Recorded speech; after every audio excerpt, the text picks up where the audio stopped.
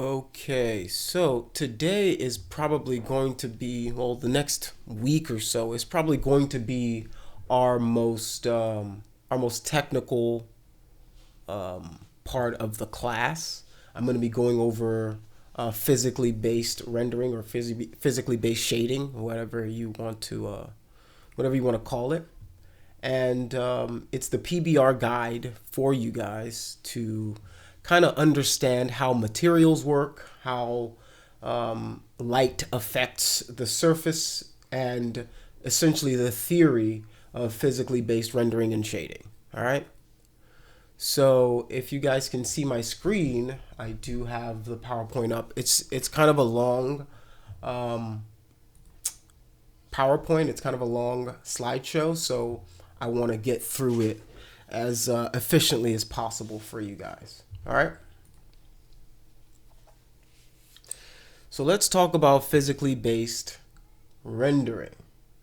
All right. So the theory of physically based rendering and shape and shading is that light is a complex phenomenon as it can exhibit properties of both a wave and a particle. As a result, different models have been created to describe its behavior. As texture artists, we are interested in the ray model of light as it describes the interaction of light and matter. Understanding how light rays interact with surface matter is important because our job is to create textures that describe a surface. The textures and materials we author interact with light in our virtual worlds.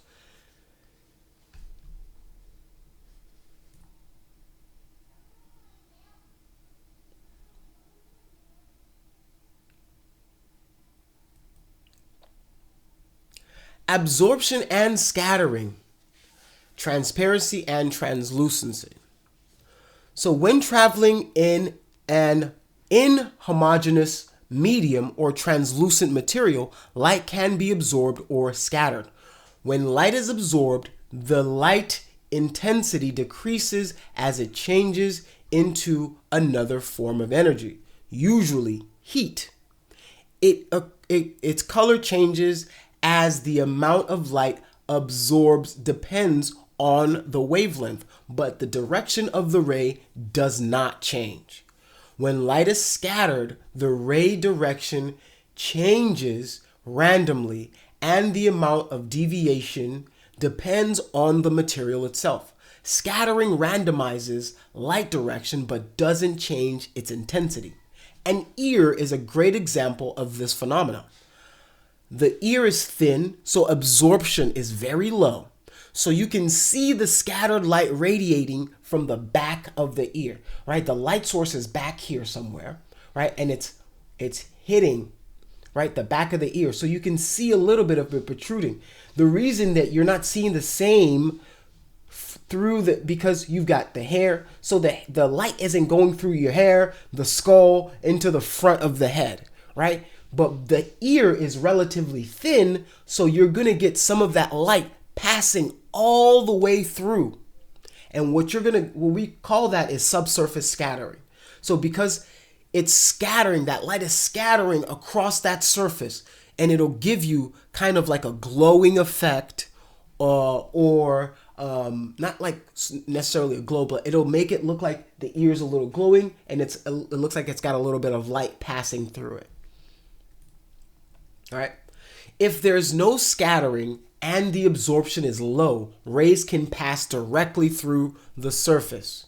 This is the case with glass, right? So imagine if you put a light through glass, you're going to see it come out to the other side. Imagine you are swimming in a clean pool. You can open your eyes and see a great distance through clear water. However, if that same pool is relatively dirty, the dirt particles will scatter the light and lower the clarity of the water, and the distance you can see will be reduced as a result. That is why we need air to see, because light is bouncing off particles, right? And giving us this ability. It's reflecting rays into our eyes and to the back of our eye, and that information is then transmitted into our brain, letting us know, okay, this is red, this is this kind of object, those kind of things. The further light travels in such a medium or the material, the more it is absorbed or scattered. Therefore, object thickness plays a large role in how much light is absorbed or scattered. Like I said about the hair and the head, the reason that you can see it on the ear is, well, your ear is a thinner material, so there's more opportunity for the light to pass through. But your head is kind of thick, right? I'm not saying that as like a pejorative or some kind of rude, comment, but your head is a thick object, so the light, it will get absorbed by, if you have hair, then you've got your skull, then you've got your brain matter, then you've got the other side of your skull, right? Those things affect by the light isn't going to make it all the way through all of those mediums, right? It'll either get absorbed by the hair or get reflected. If you have super shiny hair or something, it'll get reflected back. Some of it will get absorbed. Your hair will feel warm. Your head will feel a little warmer because your head is absorbing that light, right? If that makes sense to you guys, right? And that's how light is working. So when it comes to substance painter, which is what they're using in this example, you would use something called a thickness map, right?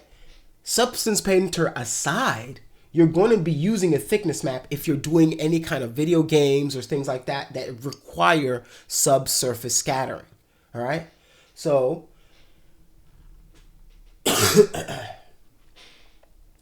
you can see that where you're going to get the scattering the most is where you got these thinner parts, right? The darker it is, the more you're saying that I want this part of the mesh, this part of the body to absorb more light. All right. So diffuse and specular reflection. Specular reflection refers to light that has been reflected at the surface, as we discussed in the light ray section. The light ray is reflected off the surface and travels in a different direction. It follows the law of reflection, which states that on a perfectly planar surface, the angle of reflection is equal to the angle of incidence. However, most surfaces are irregular, right? There's different roughnesses to different materials, right? There's polished materials. There's kind of like a rough spun metal, right? So these irregularities in different surfaces, right, will reflect, and the reflected direction will vary randomly on the surface roughness. This changes light direction, but the light intensity remains constant, right? Some things have like microfacet. Everything really has essentially like microfacet. You would need kind of like a microscope to really see it, but there's no perfectly, completely 100% smooth material on this planet. It's really hard to find. Even the most polished material, if you look really deep into it, right, you'll see that it has little irregularities, little bumps, little cuts, little, roughnesses. So even, getting 100% reflectivity is relatively hard for us to make as humans, right? Rougher surfaces will have highlights that are larger and appear dimmer. Smoother surfaces, however, will keep specular reflections focused. So think about like a mirror or a super shiny polished metal, right? You'll notice that the hot spot is very, very bright. But if the surface is rough, it's going to diffuse that light. It's going to spread that light around that surface. All right? Right? And they will appear to look brighter and more intense when viewed from the proper angle. Right? However, the same total amount of light is reflected in both cases. It's just the way the surface accepts the light and distributes the light is difference between a super shiny material and a super rough material, right? The same amount of light, if you flash the same, it's going to be the same amount of light absorbed and reflected, but the difference is how it treats that light. Sometimes when on a rougher surface, it'll be larger, more spread out. On a smoother surface, the specular reflection is much more focused. So here's a diagram to kind of display that and let you guys see what that kind of looks like, right? When you talk about a smoother surface, this is what I'm talking about, like almost like a mirror finish, right? When we get our incident light, right? This is the light. Imagine you got a lamp, you're shining it down on this kind of surface. Most of that will get bounced back, right, as specular reflection, right? This is what our eyes see. This is what the light is bouncing this in directly into our eyeballs and saying, okay, it's going to be focused right here. But when it comes to rougher surfaces, you see how it's kind of smoother and it's kind of softer, right? That's because you've got little micro facets going on in here, micro noise going on in here. And what happens is, because of all that, it's going to diffuse that light in different direction, spreading it around, right? Some of the refracted light will get absorbed, but the rest of it will still get kind of distributed back out into the world. All right? So continuing with diffusing specular reflection, which is the light that has been refracted. That is diffuse reflection. The light ray passes from one medium to another as our example. We'll assume that it enters an object. The light is then scattered multiple times within this object. It is finally refracted again out of the object, making its way back to the original medium at approximately the same point where it initially entered. All right. So this is the light. It's going to bounce in air, right? Imagine this is air, right? This is the surface right here. And there are particles in here. These are scattering particles. So some of it will go in, right? Some of it will get absorbed, but some of it will then bounce back out. And this is what our diffuse and specular reflections are made of, right? We've got our incident light, and this is what we get. When you're saying I'm making a specular map, well, this is what your specular map is going to do. This is essentially the scientific visualization of that, which is, all right, I've got light coming in, hitting this surface, and then it's going to either, depending on how smooth it is, right, it's going to either keep most of it and then bounce out, distributing it throughout the surface, and then, kind of dissipating in a Fresnel kind of pattern, or it's going to be a really hot spot depending on how shiny and reflective that object is. All right. So diffuse materials are absorbent. If the refracted light travels for too long in such a material, it may be absorbed completely.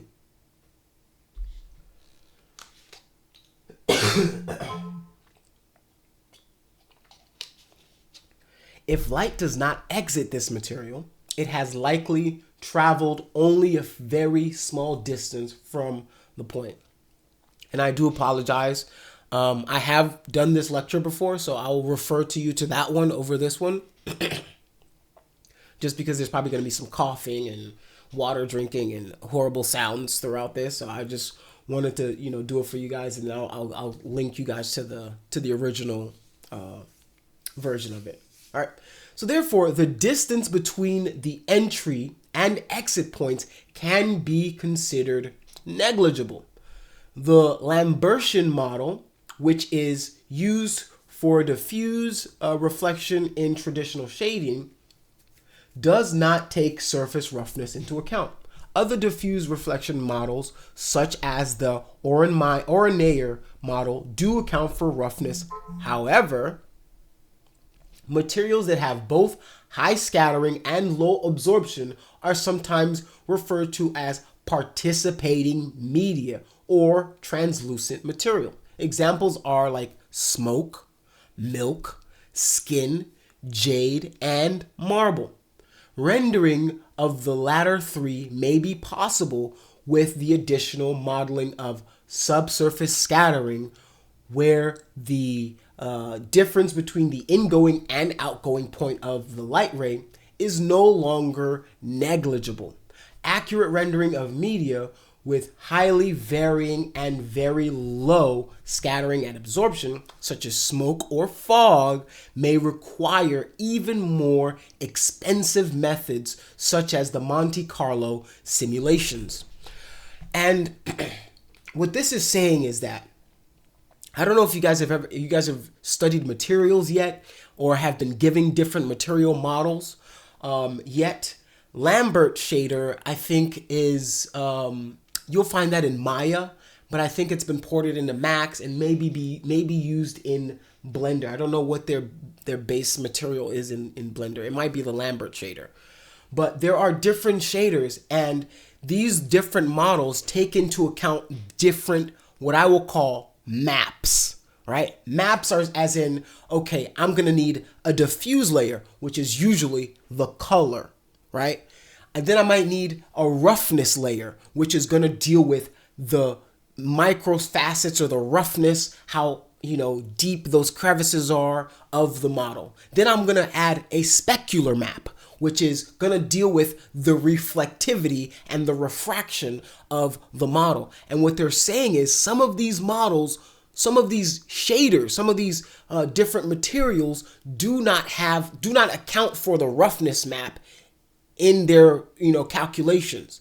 So you might have to switch over to a different type of material. Right now, Max has this Arnold shader that's pretty cool. It uses essentially the PBR physically based rendering model, which does allow for specular, roughness, emission map, which is light. If you have like a reflective kind of surface, or like think about like a lightsaber, right?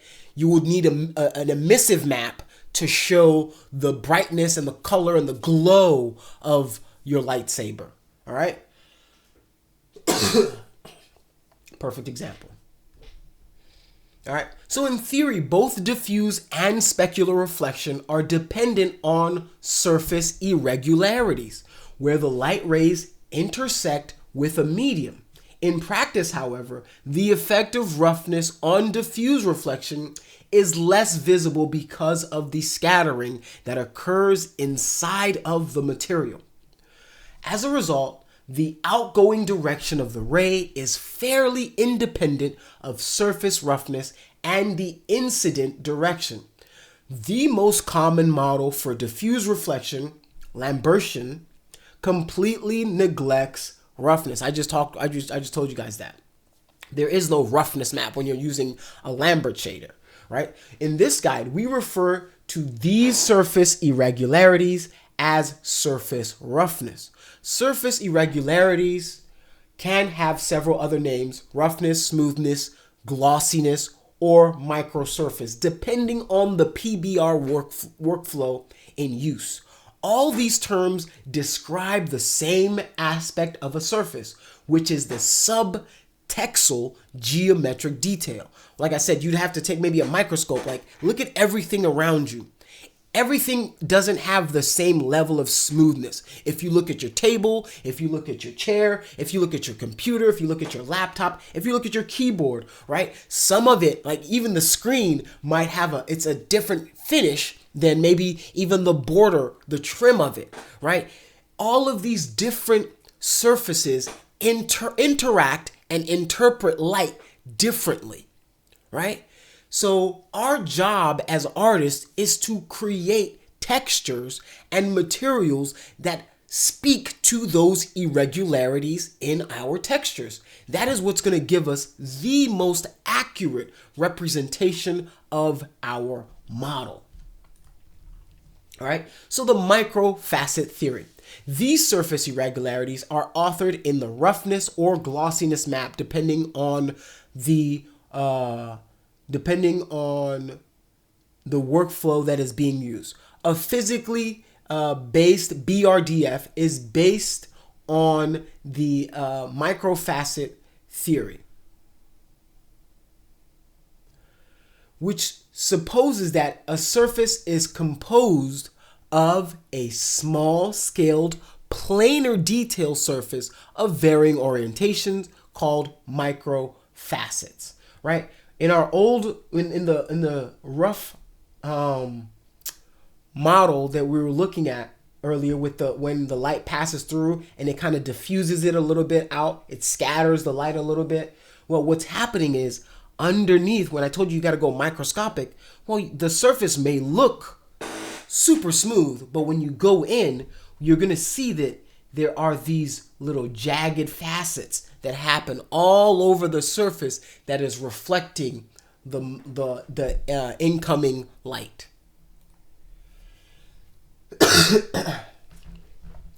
So the surface irregularities at a microscopic level cause light diffusion. For example, blurred reflections are caused by scattered light rays. The rays are not reflected in parallel, so we perceive the specular reflection as blurred, right?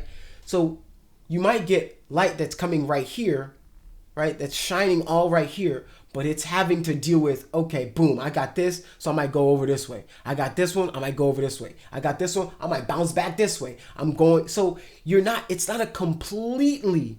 not completely flat. There's nothing that is 100%. It's hard. Even scientists, I think, are still trying to make the most. See, it's just one of those things that doesn't occur naturally. All right, glass might be the closest thing that we have, but even glass, when you look at it on a microscopic level, you're gonna see little facets and different things like that. All right. So the visible color, when we talk about color, right? The visible color of a surface is due to the wavelengths emitted by the light source. These wavelengths are absorbed by the object and reflected both specularly and diffusely. The remaining reflected wavelengths are what we see as color. For example, think of the skin of an apple mostly reflects red light. Only the red wavelengths are scattered back outside of the apple while the others are absorbed. Let me say that again. The skin of the apple mostly reflects red light. Only the red wavelengths are scattered back outside of the apple. That is what we're seeing. That's what we're perceiving, right? Every single color in the spectrum is literally being shot into this object. But what we are seeing is that the red is so prominent that is what gets reflected back into our eyes, into the back of our cornea, and then that gets interpreted into our brain, and we perceive that as red, which is why some people with color blindness and different, because their eyes grab wavelengths a little differently, right? Everybody, even me and my wife have this argument sometimes. I swear, she might be colorblind. I don't know.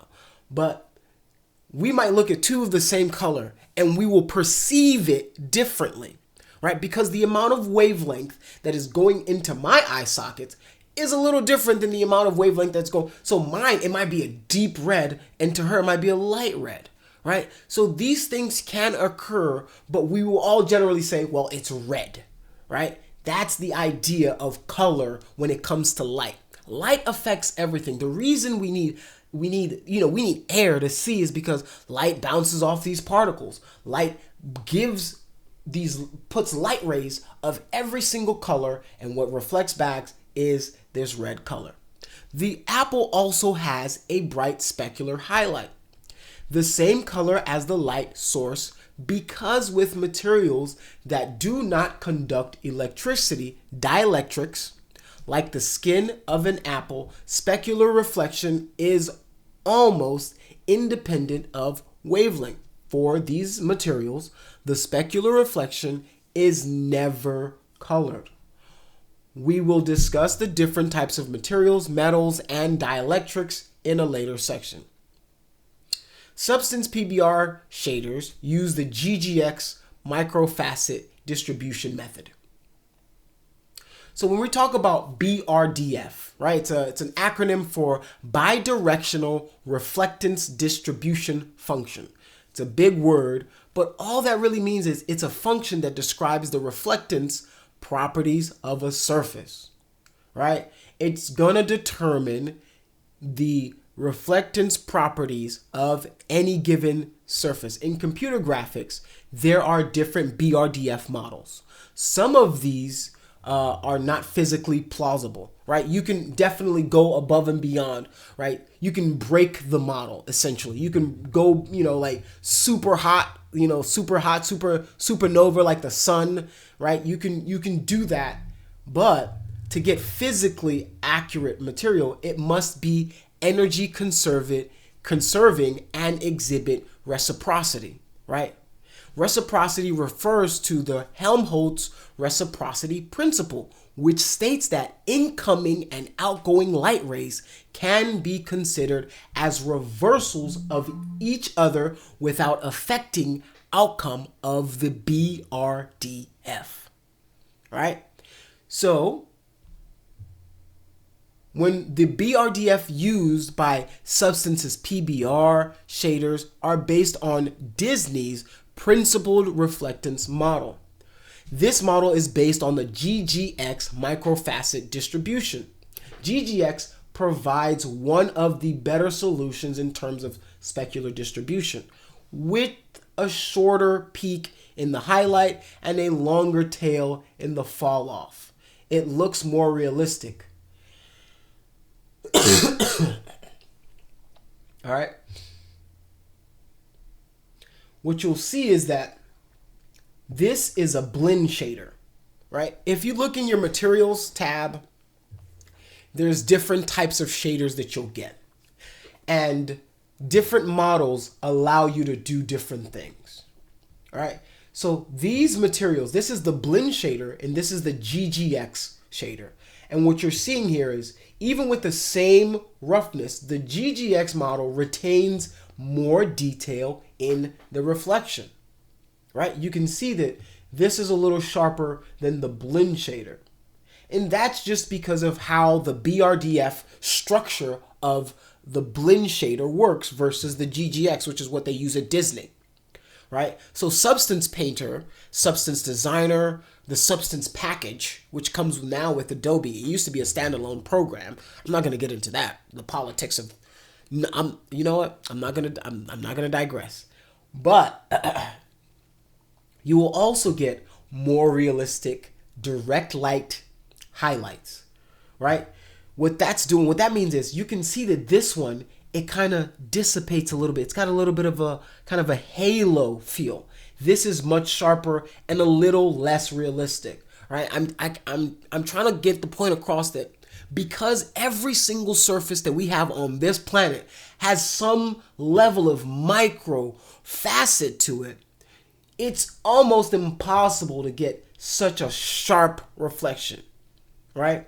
So what that means is with that longer tail, shorter peak means you're going to get a highlight and you're going to get kind of a diffuse with those long tail. So it's a little more realistic, right? You can see that it even has some rays protruding from it, which gives it a more realistic feel, all right? Both work, but one just gives you a little bit more of a realistic feel.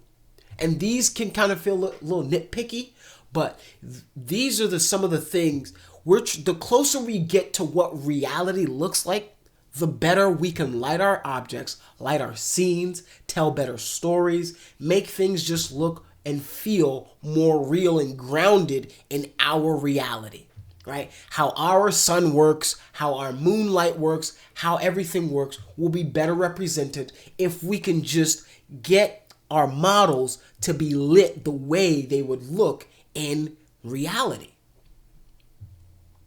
So when we talk about energy conservation plays a vital role in physically based rendering solution. This principle states that the total amount of light re-emitted by a surface, reflected and scattered back is less than the total amount received, right?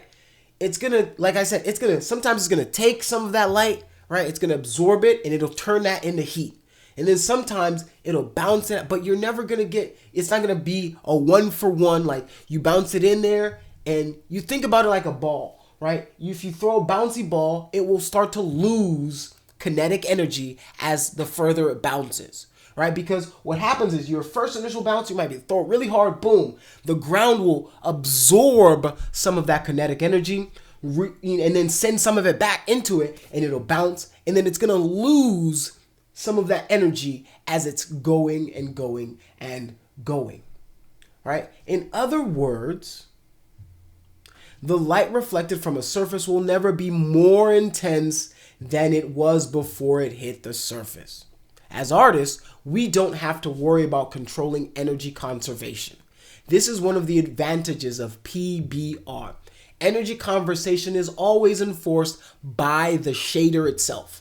This goes into if you're going to work in the Unreal Engine, Unity Engine, they all have physically based rendering techniques in there. Sometimes they use roughness, sometimes they use specular, right? But these are interchangeable. So you just need to know, all right, what model is the engine that I'm going to use, and how is it going to affect my sculpt, my work, my texturing process, and all of that, all right? So this is the part of the physically based model, and it allows us to focus on art rather than physics, though I have given you some amount of physics in this class so far. All right, now let's talk about the Fresnel effect. Man, this used to be like such a big thing back in the day, because like to get Fresnel reflections, like that was like, it was like, man, you got Fresnel in your model. Yeah, how'd you do that? Like, it was a big thing when Fresnel reflections were introduced to me in my class, and how to get it into our models, because it gave our models kind of this more of a realistic kind of look, right? So the Fresnel reflection factor also plays a vital role in physically based shading as a coefficient of the BRDF. The Fresnel effect, as observed by French physicist Augustin-Jean Fresnel, states that the amount of light reflected from a surface depends on the viewing angle at which it is perceived. Think of a pool of water. If you look straight down, perpendicular to the surface, you can see down to the bottom. Viewing the water surface in this manner would be at 0 degrees or normal incidence. Normal being the surface normal. If you look at the pool of water at a gazing incidence, right, like at an angle more parallel to the water surface, you will see that the specular reflection on the water surface becomes more intense, and you may not be able to see below the surface of the water because of the amount of reflection that you'll see. So a lot of Fresnel effect depends on the viewing angle, the glancing angle that you're looking at your model from. Fresnel is not something that we control in PBR as we did in traditional shading. Like I said, back in the day when we introduced it, it was like, oh my God, this is so cool. But now, this is another aspect of physics that is now handled by the PBR shader in general. When viewing a surface at a grazing incidence, all smooth surfaces will become reflectors at nearly 100% at a 90-degree angle of incidence. For rough surfaces, reflectance will become increasingly specular, but will not approach 100% specular reflection. The most important factor here is the angle between the normal of each microfacet and the light, rather than the angle between the normal of the macro surface and the light. Because the light rays are dispersed in different directions, the reflection appears softer and dimmer. What occurs at a macroscopic level is somewhat similar to the average of all the Fresnel effect you would observe from the collective microfacet. All right? So when light hits a surface straight on or perpendicularly at a 0-degree angle, a percentage of that light is reflected as specular. using the index of refraction, the IOR, for a surface. You can derive the amount that is reflected. This is referred to the FO, Fresnel zero. The amount of light that is refracted into the surface is referred to the 1-FO.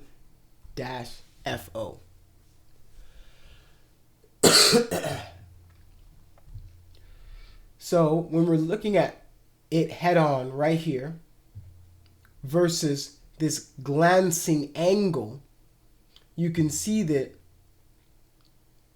you're getting kind of a softer on the outside, right?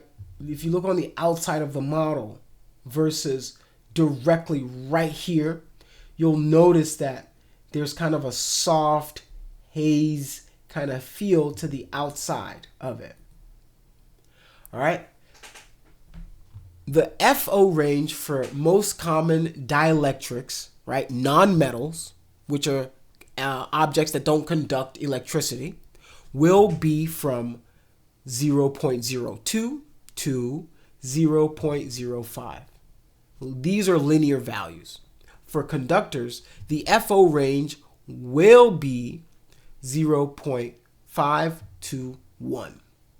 The reflectivity of a surface is therefore determined by the refractive index as shown in the equation below.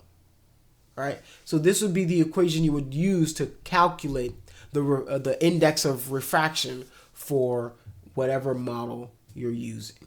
You don't need to do any of this or, memorize this or anything, but this is just how this is calculating, right? For different objects, their Fresnel refractions or their Fresnel reflectance is different.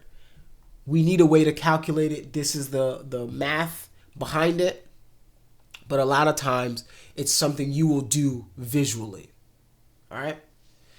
It is the FO reflectance value that we are concerned with in regards to authoring our textures. Non-metals, dielectrics, or insulators will have a gray scale value, and metals, conductors, will have an RGB value. With regards to PBR and from an artistic interpretation of reflectance, we can state that for a common smooth dielectric surface, Fresnel will reflect between 2% and 5% of light and 100% at grazing angles as shown here.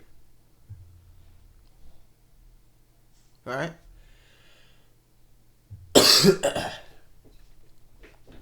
The dielectric non-metal reflectance values don't actually change very drastically. In fact, when altered by roughness, the actual changes in value can be hard to see. However, there is a difference in the values. In Figure 12, you can see a chart that shows the FO range for both metal and non-metal materials. Notice that the ranges for non-metals do not deviate from each other drastically. Gemstones are an exception, however, as they have higher values. And a lot of times there's a lot of angles. So we will discuss FO as it specifically relates to conductors and insulators a bit later. Conductors, remember, dielectrics, skin, things like don't conduct electricity, or conductors conduct electricity, and the insulators don't conduct electricity. Sorry. All right. So conductors and insulators, metals and non-metals. When creating materials for PBR, it is helpful to think in terms of metal or non-metal. So when you're creating something, the first thing you should ask yourself is this thing going to be metal or is it not going to be metal? Right? If it is, you need to follow one set of guidelines. If it's not, you need to follow another. This can be a simplistic approach, as some materials may fall a little in the middle, because you have like metalloids and stuff like that, which is a mix of metal and non-metals. But in the overall process of creating metals, distinguishing between metal and non-metal is a very good approach, and metalloids are the exception. Right? To set up guidelines for materials, we must first understand what we are trying to create. With PBR, we can look at the properties of metals, conductors, and nonmetals, insulators, dielectrics, to derive the set of guidelines as shown in Figure 12. Reflected light is absorbed, and the color tint of the metal comes from the reflected light. So in our maps, we don't give metals a diffuse color. Back in the day, we used to do that because our shaders didn't have, roughness and all these crazy maps. But now, as we become more robust, as our materials and shaders become more robust, well, we need to start thinking about how metals and nonmetals react to light. So, when it comes to metals, they are good conductors of heat and electricity. Remember that. The electric field in conducting metals is zero. And when an incoming light wave made of electric and magnetic fields hits the surface, the wave is partially reflected and all the refracted light is absorbed. The reflectance value for polished metal is high at the range of 70 to 100% reflective. All right? So some of it is absorbed and converted into heat. The rest of it is reflected. So when we get our incident ray, right? Our light, whatever our light source is, right? This light source could be a lamp. This light source could be the sun. It could be headlights. It could be a candle, right? Whenever it's coming in, depending on the surface, right? If it's a polished metal surface, some of that is absorbed and the rest of it is reflected back to our eyes, right? As the color. This incident light will bring every spectrum of color, and the color that is reflected back into you is what we're going to use as our base color for the light. All right. Some metals absorb light at different wavelengths. For example, gold absorbs blue light at a high frequency, end of the visible spectrum, so it appears yellow.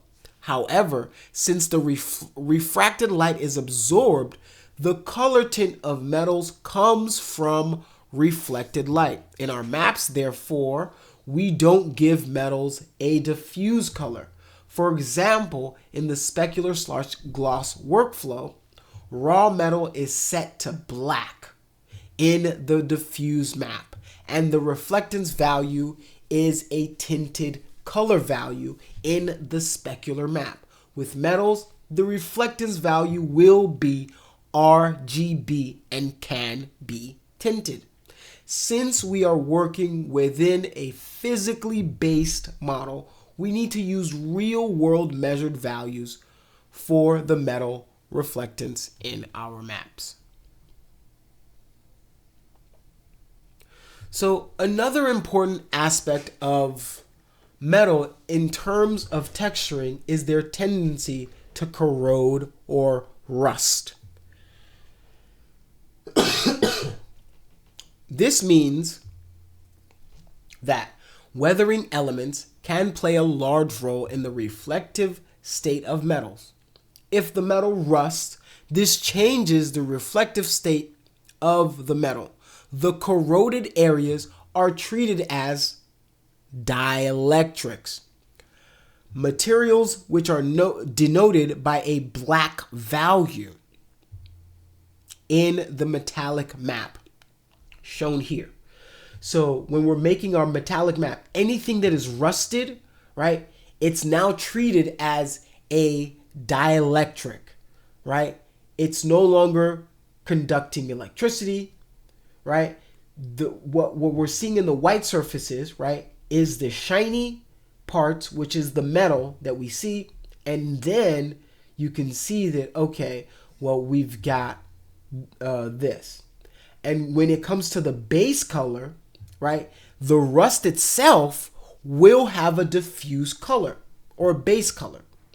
However, the metal will still stay gray because our color for the metal is coming from the reflected light. All right? The electric conducting, the conductor, right? Light or the color of it comes from what it's reflecting. The rust, the color is coming from itself, the base color of the material. All right? So we will discuss in part 2 the shader in the metallic roughness workflow hard codes the FO value for dielectrics to be at 4% reflectivity. Figure 14 shows the rusted areas in the base color map as a diffuse reflected color with a hard-coded FO value of 4%, which is what I just talked about, which is you can see that in our diffuse and our base color, well, our rust actually has color because it's in the diffuse color itself. However, our metal parts, right, the color is coming from the reflected light. So we're not going to have any color for it in our base color. Also, painted metal is treated as a dielectric rather than a metal. The paint acts as a layer on top of raw metal. Only the raw metal exposed from chipping and cracking paint is treated as metal. The same goes for dirt on metal and other matter that obscures the raw metal. So think of like you've got greaves or something, or armor, or something that's shiny. Somebody splashes dirt, some mud or something on it. Those pieces, those parts of it will be treated as dielectric because now it's covering up this raw metal, right? The raw metal itself is only going to give us color based on the reflected light. However, these other materials like mud, dirt, dust, things like that accumulate will have their color in the diffuse. As noted at the beginning of the chapter, it is helpful to ask if a material is metal or not when creating PBR textures. To be even more precise, the question should also include information about the state of the metal, whether it is painted, rusted, or covered in another matter like dirt or grease or dust, right? The material will be treated as dielectric if it is not raw metal. Depending on weathering, there could be some blending between metal and non-metal as weathering elements play a role in the reflective state of a metal. So non-metals, which are insulators, dielectrics, are poor conductors of electricity. Doesn't mean they can't conduct it. They just mean they are very poor conductors of electricity. The refracted light is scattered and or absorbed, often re-emerging from the surface. So they reflect as a much smaller amount of light than other metals and will have an albedo color. Albedo color usually refers to your base color. Sometimes it's called diffuse in other programs, right? That's what we're talking about. It's going to actually have some color. Some of these colors may be patterned, have different shades, hues to them, right? We stated earlier that the value for common dielectrics is around 2 to 5% based on the FO, or Fresnel, as computed by the index of refraction, the IOR. These values are contained within the linear range of 0.017 to about 0.067, 40 to 75 sRGB as shown in figure 14. Apart from some non-metal materials such as gemstones, most dielectrics will not have the FO value greater than 4. All right? So what we're talking about is, when we're talking about common dielectrics, here's the range of shader between metallic and roughness. As with metals, we need to use real world measured values, but it can be difficult to find the index of refraction, the IOR, for other materials that are not transparent. However, the value between most common dielectric materials does not change drastically. So we can use a few guidelines for reflectance values. We will cover them later in this guide. The value for common dielectrics is 2 to 5% based on the FO as computed by the IOR. You can see the range illustrated in figure 15. All right? So air is about there, 0%. And when we get to our common dielectrics, this is the range right here. So we're getting about 2 to 5%. Anything over this, you're talking about metals. All right? And then here, these are super shiny. Well, these are gemstones. So these are kind of our metalloid, the in-betweeners, right? So remember, your big takeaway should be whenever you're texturing something, you want to think, is this a metal or non-metal, right? Is this a conductor or a poor conductor of electricity, right? And when you're doing that, you can then determine how you're going to author your materials. Are you going to use a PBR workflow with metallic roughness or specular gloss, right? Determining these important things will help you guys make better decisions when it comes to how you're going to texture your materials. So when we talk about linear space rendering is a highly complex subject, as you guys can probably tell by this long PowerPoint. For this guide, we will take a simplistic approach in stating that linear space rendering provides the correct math for lighting calculations.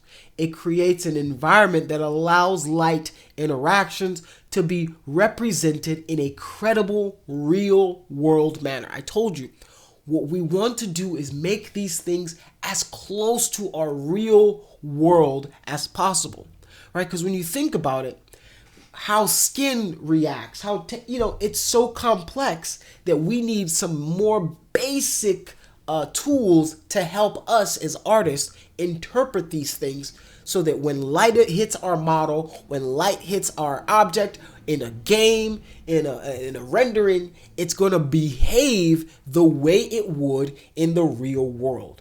This is what's going to set awesome texture artists and texture creators apart from the mediocre ones that you're just like, okay, I get what you're trying to do.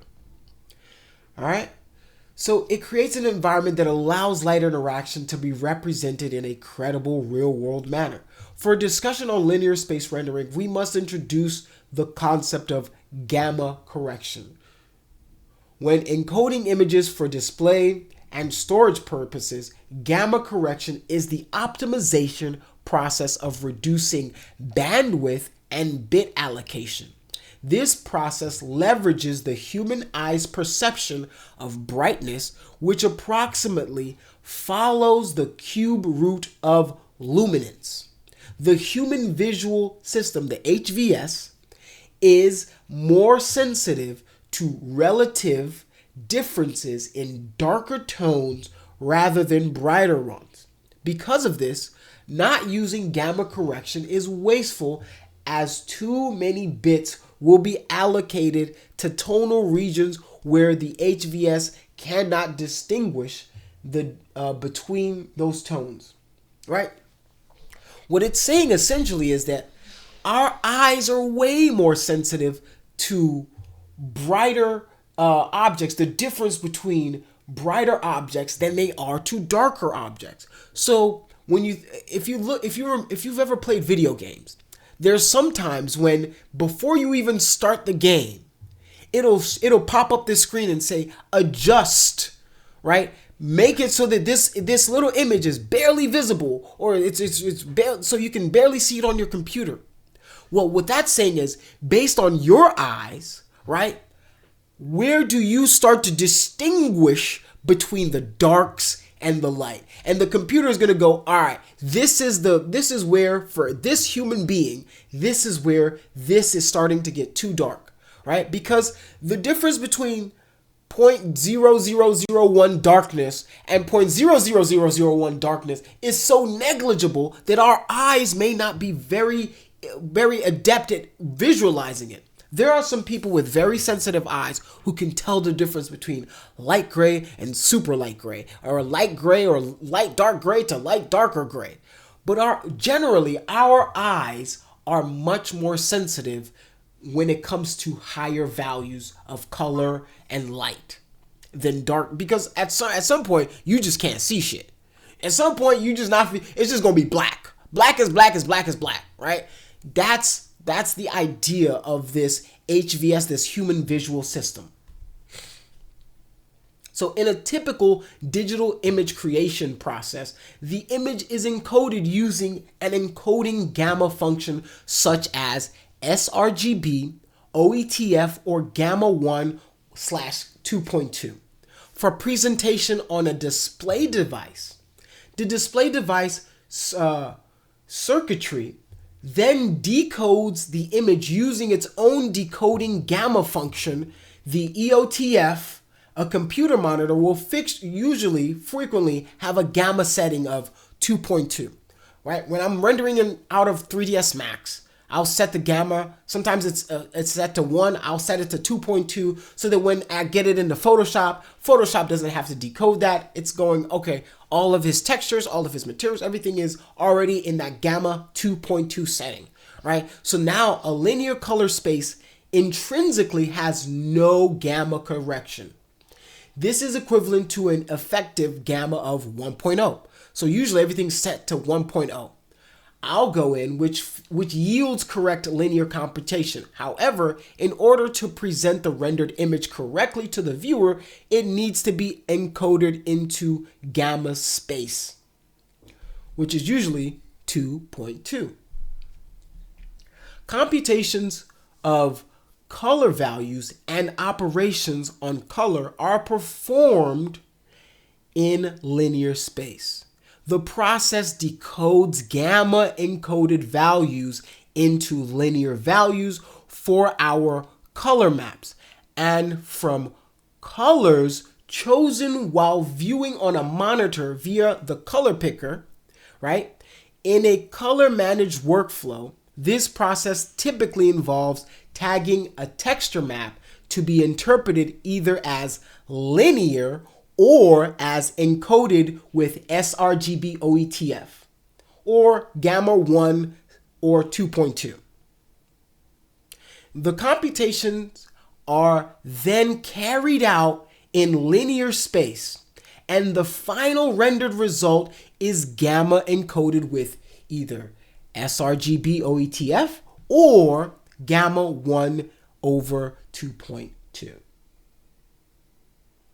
So a simplistic way of considering which maps need to be decoded is that if the map exported from Substance Painter or Substance Designer represents color that you see, diffuse reflected color, such as the color tint of a metal or the green color of grass, then it should be flagged as gamma encoded for the shader to interpret the map correctly. The maps to be flagged as gamma encoded in a PBR workflow are base color, diffuse, specular, and emissive. If the map represents data such as how rough the surface is, the roughness map, or if the material is metal, the metallic map, then it should be flagged as linear. The maps to be flagged as linear in a PBR workflow are roughness, ambient occlusion, also known as AO, normal maps, metallic, and your height maps. All right, so these maps should be flagged as linear when you're using the PBR workflow, which is what this is pretty much the new standard for pretty much everything that's happening right now when it comes to video games, movies, shows, cartoons, everything. This is what everybody's moving to, this physically based rendering workflow process. You guys may have heard of it, you may not have heard of it, but this is a very kind of in-depth lecture into it.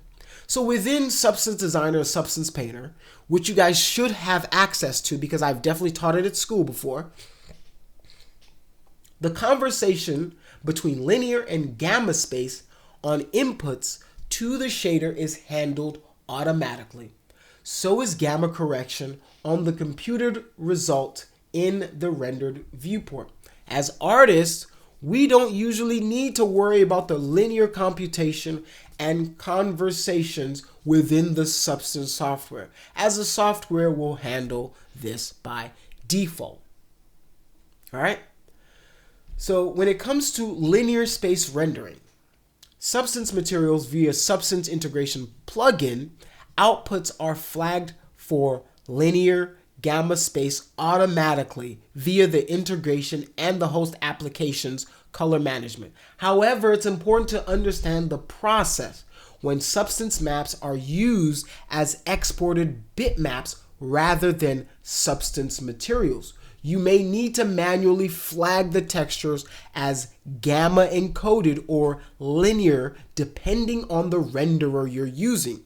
Usually, PNGs, JPEGs, Targas, TIFF files are gamma encoded with the sRGB OETF, and EXR files are linear. You guys may be familiar with the first two or first three. Depending on how old school you are, you might be, familiar with TIFFs and Targas as well, and EXRs. EXRs are probably the largest format. Like they contain so much information. They have the space to contain so much information. JPEGs are probably the cheapest when it comes to size, space, and what they can hold. PNGs are probably next in line to that, right? Because they can include transparency. Usually, remember, if you ever have an image, right, and you want it to have transparency, usually the reason it has transparency is because there's another channel in your PNG file that allows for a transparency map, and you can have transparency using PNGs. So do Targas and TIFFs. JPEGs are the only one that don't have that extra channel. It's usually a very light format when it comes to pictures. The sRGB decoding function, EOTF, converting from gamma space to linear space, is used in Substance Painter and Substance Designer and is defined by the IEC, those long numbers, standard as follows. If this happens, then this happens. Otherwise, you're going to get this. So this is the math under the hood. You guys don't need to know this, but you guys should know that, okay, there's some math going on depending on what file format I'm using, if it's linear spaced, if it's gamma encoded, if it's sRGB, right? There's some math going in under the hood, right? So at the time of this writing, the linear to RGB and RGB to linear nodes in Substance Designer do not use the formula for optimization reasons. So even that formula that I showed you before is very, very, it's a lot for computers to handle, to have to do that over and over and over again, right? This may change in the future. For the sake of simplicity, though, for all the conversations in this guide, we have used the following simplified or approximate conversion function instead. All right, so this is the much more simplified formula for it, and that's the 2.2 gamma. All right, so that's going to be it for today's class. All right, next class we will dive into part 2, and then we will go into ZBrush and how it affects some of our texturing techniques, what we're doing. And this is what I'm talking about when we get into ZBrush is, okay, are we going to do our micro facet, our surface noise inside of ZBrush, export the high poly, low poly out, right, for a substance package to bake it somewhere else?